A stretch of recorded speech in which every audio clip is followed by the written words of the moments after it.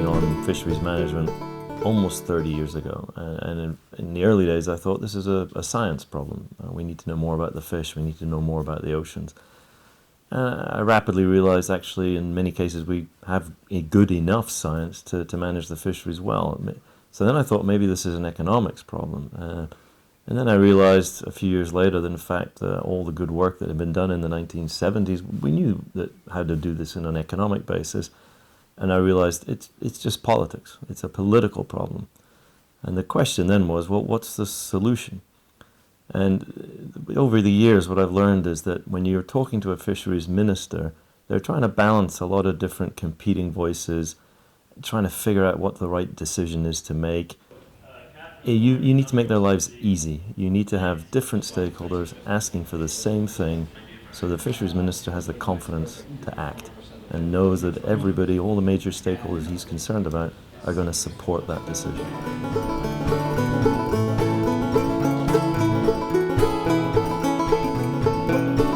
We know what the answer is to some of this. We know that there's good solutions with fisheries that are well managed, that have healthy fish stocks, are not negatively impacting endangered species, and where the marine environment is protected.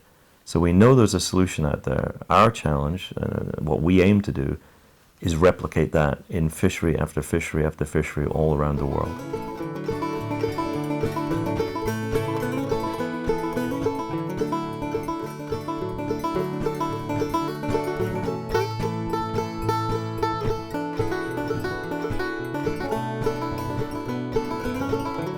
So what SFP is trying to do is set off a chain reaction from a few major customers like Walmart, Tesco, McDonald's, through their supply chain, the importers they work with, to reach all the way down to the fishermen and the fish farmers in all the sources they buy from, and create coalitions to push for good management and engage regulators in a proactive way. So that's the chain reaction we're trying to set off all the way down through the supply chain, back to all the source fisheries and source farming areas.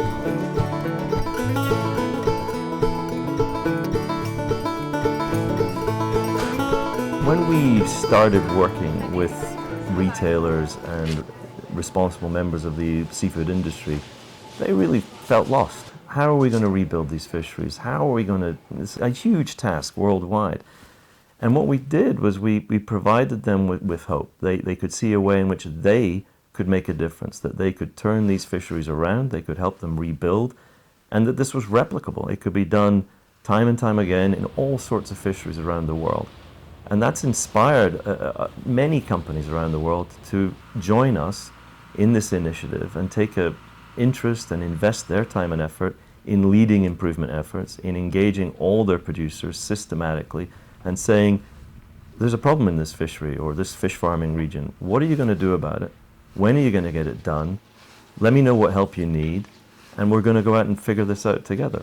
And so the industry's really responded to that because they can see a solution, and they can see a future where their resource is protected and their businesses are on solid footing.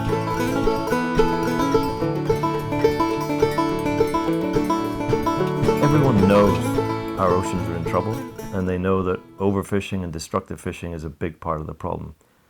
But we're filled with hope because we know that there's a solution out there, and we know it works because it's worked in big fisheries all around the world already. We've seen rebuilding of fish stocks, we've seen new marine protected areas being put in place, and we've seen massive reductions in impacts on endangered species. That has happened. We've documented that. It's been published, it's been peer reviewed, and the industry recognizes it. A lot of NGOs have applauded those efforts. Our challenge is how are we going to take that and replicate it in every fishery worldwide and really solve this problem once and for all.